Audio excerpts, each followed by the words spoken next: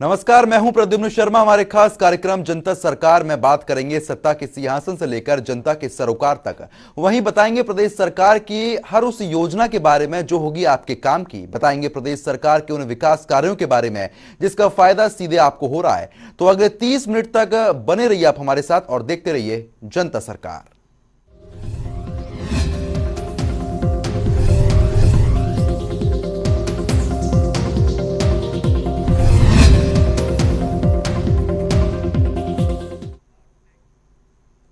राजधानी दिल्ली के प्रगति मैदान में चल रहे ट्रेड फेयर में हरियाणा दिवस पर एक कार्यक्रम का आयोजन किया गया, जिसमें मुख्य अतिथि के तौर पर हरियाणा के मुख्यमंत्री मनोहर लाल ने शिरकत की है।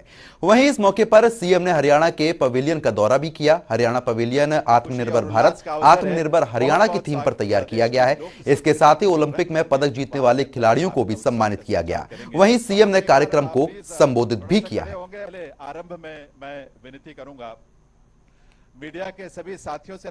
जब बना तो उस समय देश और दुनिया के ये लोग कहते थे कि इन्होंने हरियाणा प्रदेश बनवा तो लिया, लेकिन क्या अपने जो सरकारी प्रशासन अमला जो है, सरकारी कर्मचारी हैं, उनको ये सैलरी भी दे पाएंगे क्या? ये बहुत बड़ा क्वेश्चन मार्क उस समय लगा था, क्योंकि नए प्रदेश और इस क्षेत्र का जो पिछड़ापन था, जिसके कारण से हरियाणा के लोगों ने आंदोलन करके हरियाणा प्रदेश बनवाया था। कोई उद्योग नहीं था। आज के प्रकार से जैसे हमारा कृषि का एक विकसित स्वरूप है, ये नहीं था। हरियाणा में तो स्थिति ये थी, सूखा पड़ा हुआ था। हरियाणा की जनता को भी पेट भरने के लिए अनाज उस समय शायद ही पैदा होता होगा।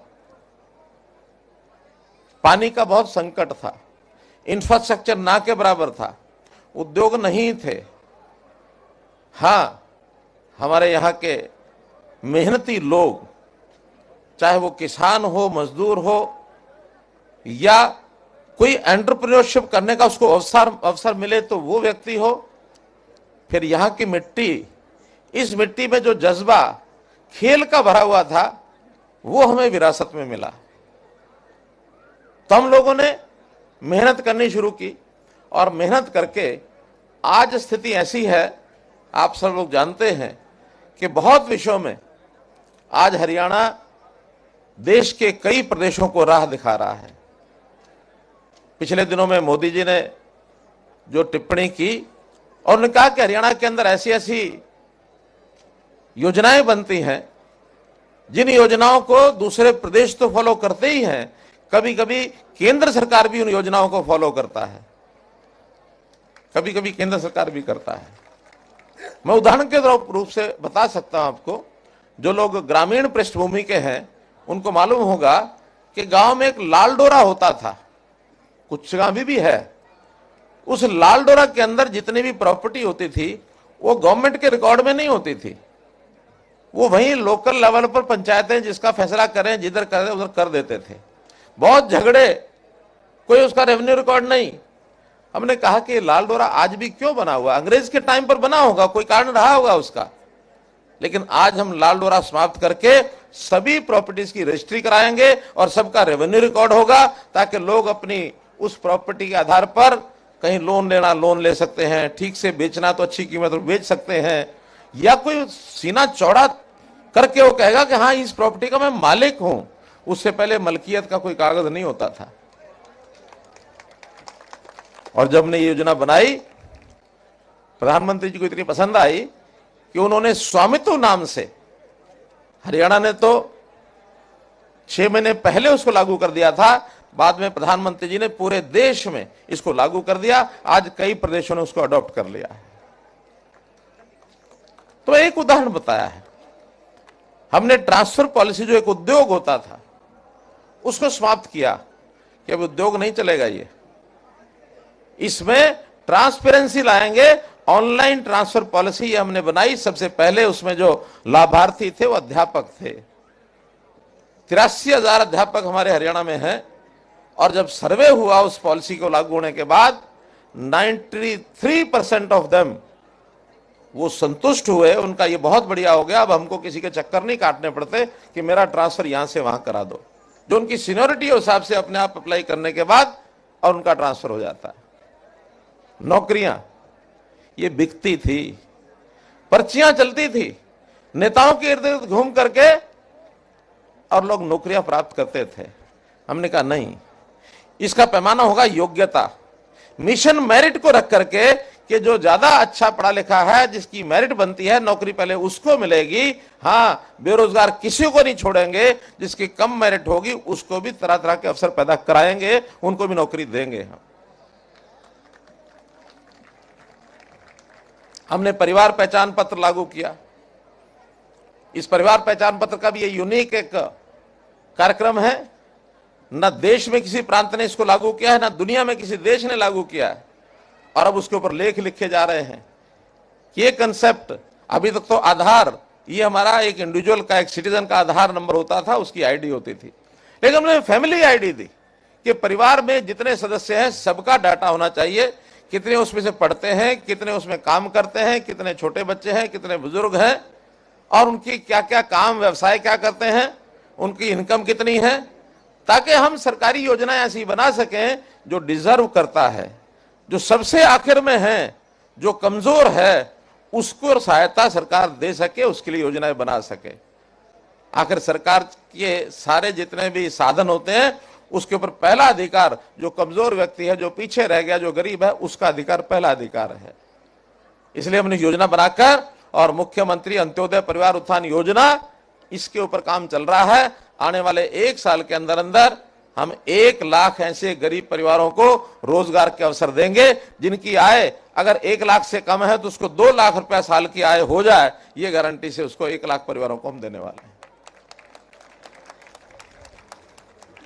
बहुत ऐसी योजना है, इंफ्रास्ट्रक्चर है, रेलवे है, पानी है, सिंचाई है, माइक्रो इरिगेशन है, कृषि में नए नए हम जो उनको मुआवजा मिलता है उनको ठीक से मिल जाए, मेरी फसल मेरा ब्यौरा है, मेरा पानी मेरी विरासत है। इतनी स्कीमें हैं कि अगर आपको मैं बताने लगूं तो शायद आज, क्योंकि इस पंडाल का हमारा समय 2 घंटे का निश्चित है, इसके बाद हमको उठा देंगे, किसी और का बोर्ड लग जाएगा यहाँ,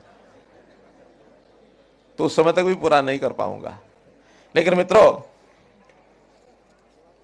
हम लोग हर क्षेत्र में आगे बढ़ रहे हैं, और मुख्य रूप से जो सामान्य परिवार है, गरीब परिवार है, जिसके यहाँ रोजगार नहीं है, उसको रोजगार देने का हम काम कर रहे हैं।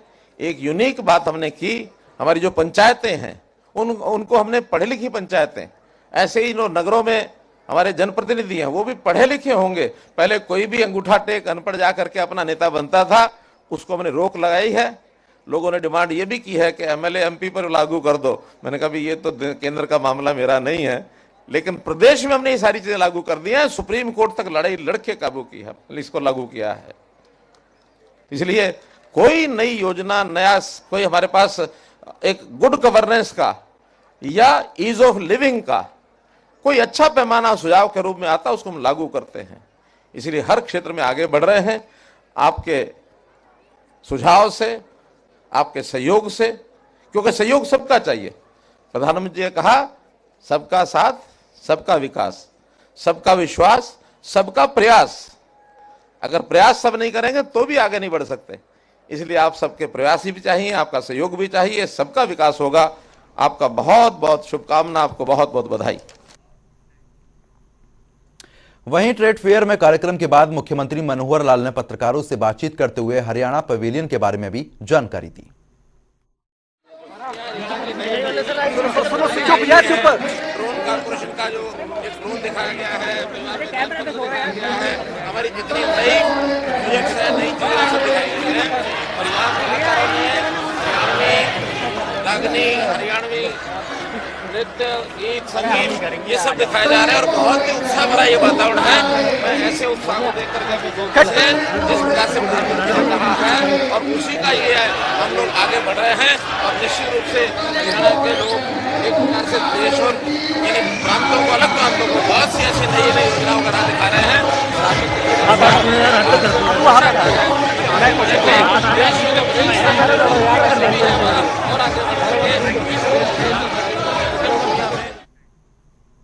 वहीं मुख्यमंत्री मनोहर लाल करनाल के पीडब्ल्यूडी रेस्ट हाउस में पहुंचे, जहां वो रात्रि विश्राम के बाद सुबह कपाल मोचन मेले के लिए रवाना होंगे। इस दौरान पत्रकारों से बातचीत करते हुए उन्होंने कहा कि करनाल मेरी विधानसभा है, यहां पर आने के लिए योजना नहीं बनानी पड़ती, जब दिल करता है तब आ जाता हूं। वहीं उन्होंने बताया कि बढ़ते प्रदूषण पर लगाम लगाने के लिए तमाम प्रयास किए जा रहे हैं। इसके लिए एनसीआर में कुछ शर्तें लागू कर दी गई है, साथ ही ऑड इवन पर भी विचार किया जा रहा है। वहीं उन्होंने बताया कि प्रदेश में तमाम योजनाओं के जरिए लोगों को फायदा पहुंचाया जा रहा है, जिसके तहत ऑनलाइन ट्रांसफर पॉलिसी से लोगों को फायदा दिया गया। परिवार पहचान पत्र के माध्यम से लोगों को सुविधा दी जा रही है। किसान को समय पर पैसा चुकाया गया है। कौशल विकास के काम भी किए गए।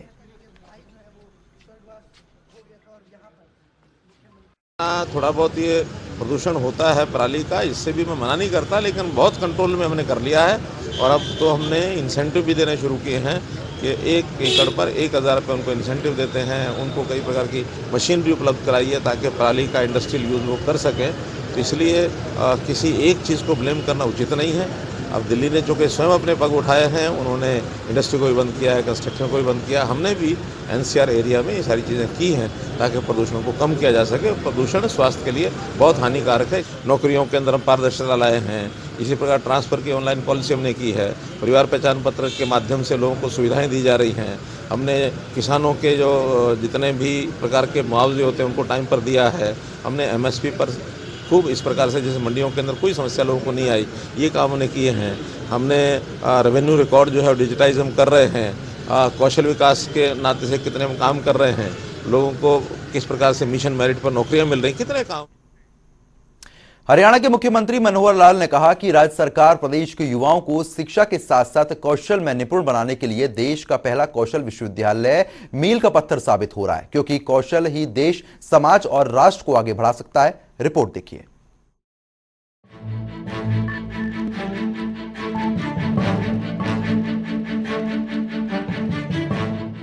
पलवल जिले के श्री विश्वकर्मा कौशल विश्वविद्यालय में खेड़ा देवत और कुलदेवी मंदिर का प्राण प्रतिष्ठित समारोह का आयोजन किया गया। इस दौरान हवन यज्ञ भी किया गया, जहां हरियाणा के मुख्यमंत्री मनोहर लाल ने शिरकत की। वहीं उन्होंने कार्यक्रम को संबोधित करते हुए कहा कि विश्वविद्यालय हमेशा आगे बढ़े, उन्नति करे, और साथ ही उन्होंने दुधोल गांव के निवासियों को शुभकामनाएं भी दी। मुख्यमंत्री मनोहर लाल ने ये भी कहा कि हरियाणा का ही नहीं बल्कि देश का ये पहला विश्वविद्यालय है जिसमें कौशल विकास के आयाम को एक प्रकार से मूल रूप दिया जा रहा है। आपको ये जो विश्वविद्यालय के परिसर में मंदिर की स्थापना की गई है और यहाँ बहुत एक पवित्र भाव से हवन यज्ञ किया गया है और निश्चित रूप से यहाँ कामना की गई है कि विश्वविद्यालय दिन दोगुनी रात चौगुनी उन्नति करे। और विशेष तौर पर दुधौला गांव के निवासियों को मैं बहुत बहुत बधाई और शुभकामना देता हूँ।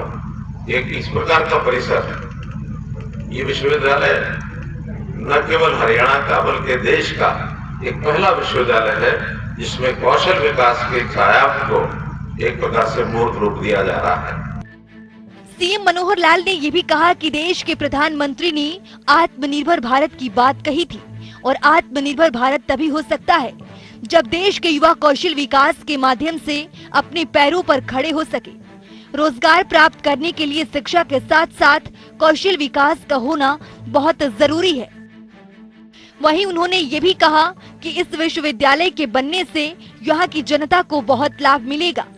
हजारों युवा कौशल विकास के माध्यम से आगे बढ़ेंगे। देश के प्रधानमंत्री ने आत्मनिर्भर भारत की बात कही है और आत्मनिर्भर भारत तभी हो सकता है कि जब देश की 130 करोड़ जनता कौशल विकास के माध्यम से अपने आप को रोजगार के माध्यम से अपने पैरों पर खड़ा करे। और रोजगार प्राप्त करने के लिए शिक्षा के साथ साथ कौशल विकास का होना बहुत जरूरी है।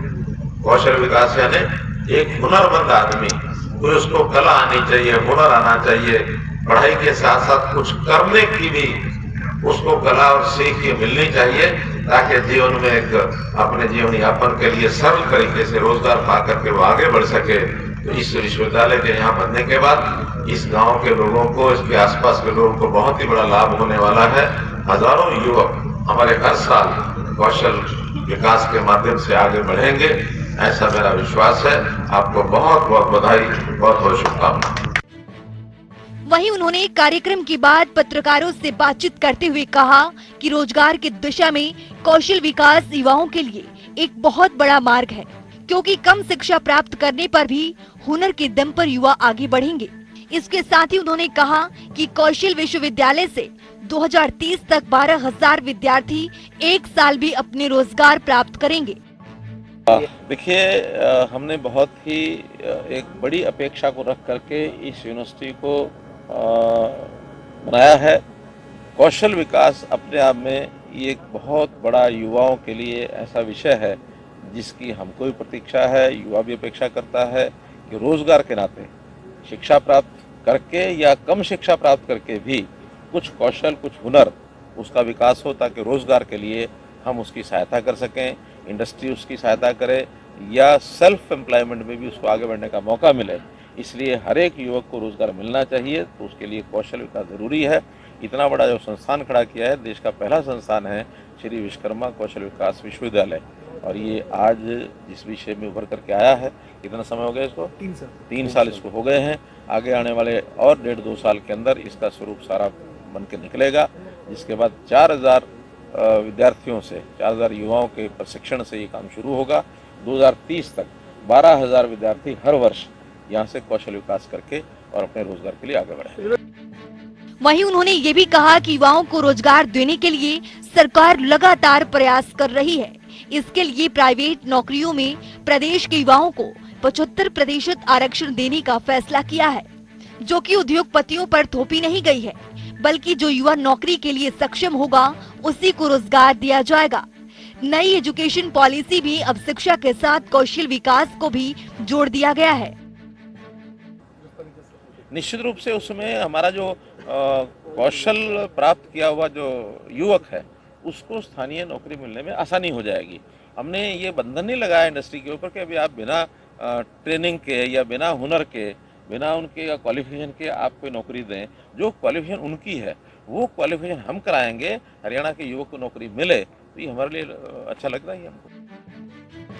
वहीं मुख्यमंत्री ने एनसीआर से लगते जिलों में बढ़ते प्रदूषण को लेकर कहा कि प्रदूषण एक चिंता का विषय है और प्रदूषण फैलने के लिए इंडस्ट्री, व्हीकल, पराली जैसे कई चीजें जिम्मेदार है, लेकिन हरियाणा में पराली जलाने की समस्या बहुत कम हो गई है।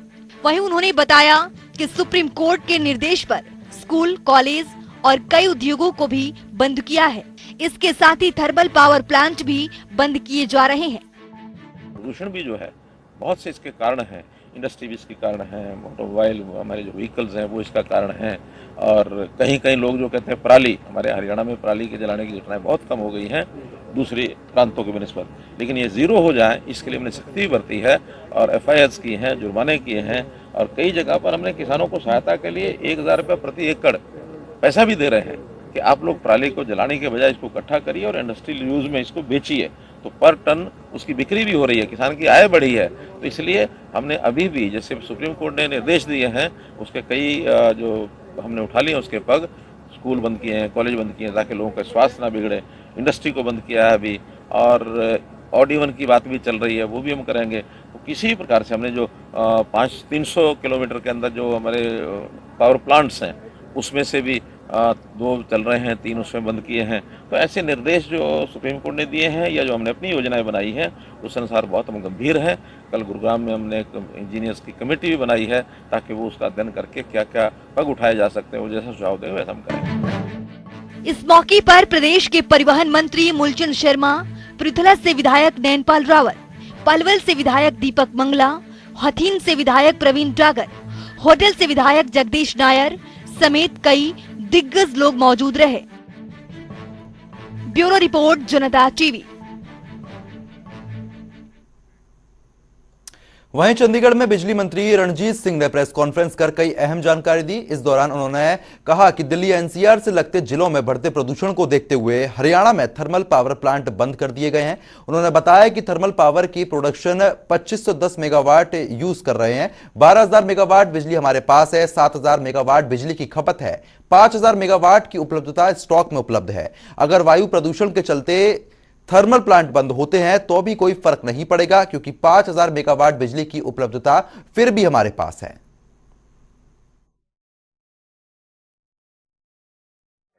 हमारे हरियाणा के मुतालिक एक सवाल उठा है कि हरियाणा बिजली विभाग अगर सब थर्मल बंद होते हैं, कोयले से ये आपका प्रोडक्शन कम होगा तो उससे कितना फर्क पड़ेगा। मैं उसमें थोड़ा सा आपसे क्लियर करूं कि हमारे ज़्यादा फर्क नहीं पड़ेगा। हमारी टोटल जो थर्मल से प्रोडक्शन है वो 2510 मेगावाट है। 2510 मेगावाट में अब जो हमारे थर्मल चल रहे थे कि सारे नहीं चलाते, हमारे 1700 मेगावाट उसमें से प्रोडक्शन चल रही थी ये फैसले से पहले, वो हम बंद करते हैं तो आप ये समझो कि टोटल हम पे इन हैंड आज के दिन 12000 मेगावाट है, जिनमें एक दिन की जो टोटल कंजम्पशन है हाईएस्ट वो 7000 है, तो हम पे 5000 मेगावाट स्पेयर हुई।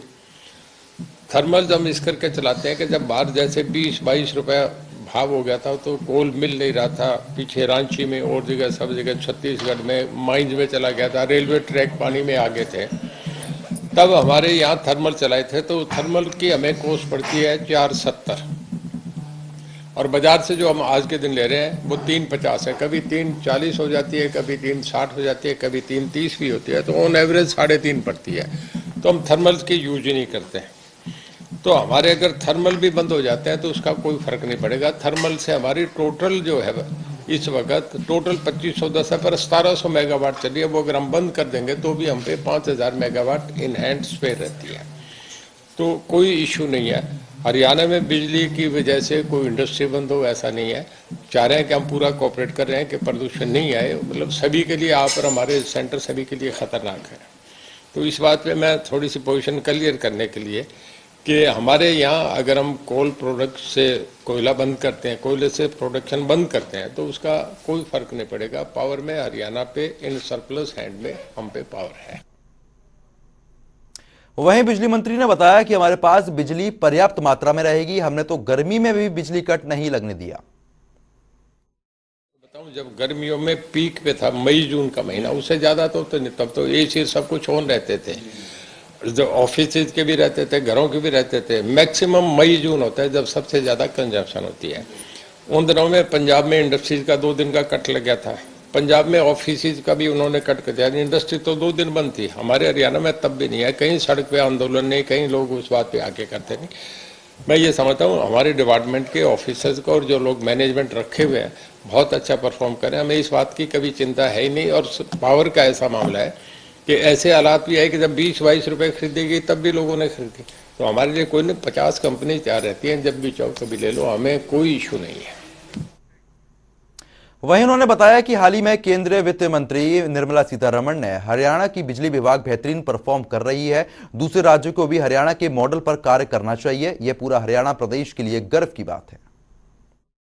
निर्मला सीतारमण जब सभी चीफ मिनिस्टर से वीसी पे थी तो उन्होंने ये कहा है कि मैं हमारे गवर्नमेंट ऑफ इंडिया के सेक्रेटरी पावर से भी कहूँगी और सब चीफ मिनिस्टर से कहूँगी कि हरियाणा बहुत अच्छा परफॉर्म कर रहा है, हरियाणा का एक्सीलेंट इनकी परफॉर्मेंस है, हरियाणा को मॉडल लेके चलें। और मैं सेंटर से भी सेक्रेटरी को भेजूंगी कि हरियाणा का जाके देख के आए। तो मैं ये समझता हूँ हमारे स्टेट के लिए, हमारे ऑनरेबल चीफ मिनिस्टर के लिए और डिपार्टमेंट के लिए भी ये बहुत बड़ा कॉम्प्लीमेंट है कि एक फाइनेंस मिनिस्टर जो कि सब चीज़ों से सारा टोटल जीडीपी तो वही होता है, सारे फैक्ट्स उन पे होते हैं, सब फिगर्स है, फाइनेंशियली इम्प्लीकेशन क्या है, ये सारा बजट से रिलेटेड, चाहे कोई भी डिपार्टमेंट है बजट से रिलेटेड है।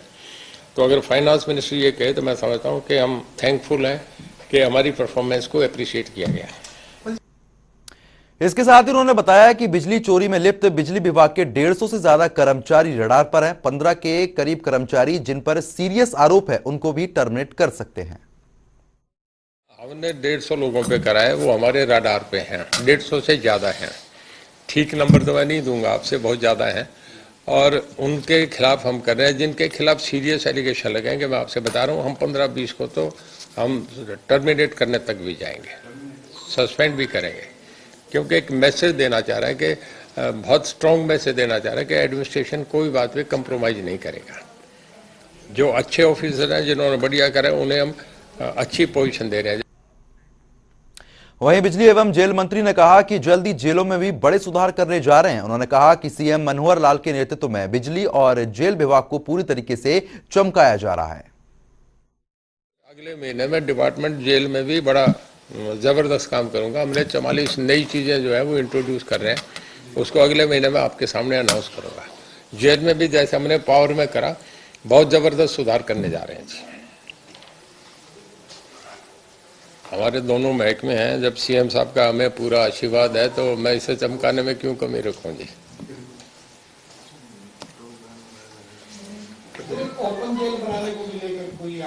है दो हमारे कॉन्सेप्ट है जी, एक गुरुग्राम और फरीदाबाद में। इसमें न्यू कॉन्सेप्ट है। थोड़ा सा हमें दिक्कत ये है कि ओपन जेल में राजस्थान और मध्य प्रदेश की तरफ अगर हम पे बहुत लैंडेड बहुत स्पेयर होती तो कोई दिक्कत ही नहीं था। अब हरियाणा में कहीं भी आप जाएं कि हाईवे पे भी कहीं जमीन 70 लाख से 80 लाख से कम भाव नहीं है। जेलें तो हाईवे पे बनती हैं। अच्छा, अंदर भी जाएं तो कहीं भी 30 लाख से कम जमीनों के भाव नहीं है। राजस्थान में तो 50,000 रुपये बीघा मिलती है। आप ये मान के चले कि लाख रुपए एकड़ से कम आपको मिल जाएगी। तो वहाँ तो ऐसा कॉन्सेप्ट चल सकता है। आप 400 एकड़ में बढ़ा लो, आप 1000 एकड़ में बढ़ा लो।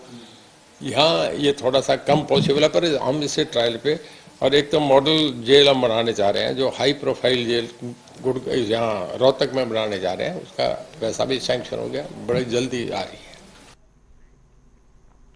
हरियाणा के गृह मंत्री अनिल विज ने अंबाला छावनी में चल रहे विकास कार्यों को लेकर सभी विभागों की एक बैठक अपने निवास पर बुलाई, जिसमें अधिकारियों को सख्त लहजे में यह स्पष्ट चेतावनी दे डाली कि विकास कार्यों में ढील या फिर निर्माण सामग्री की गुणवत्ता में किसी भी तरीके की कोई कमी पाई जाती है तो उसको बिल्कुल भी बख्शा नहीं जाएगा।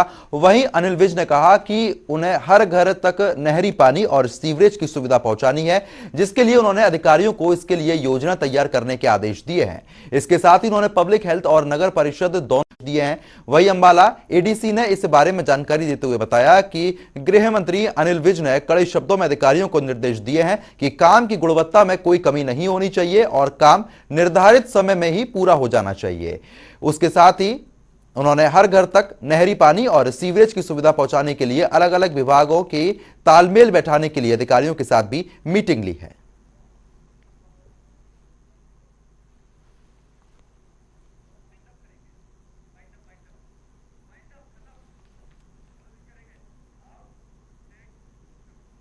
तो फिलहाल जनता सरकार में अभी के लिए सिर्फ इतना ही, लेकिन खबरों का सिलसिला इसी तरीके से जारी रहेगा। नमस्कार।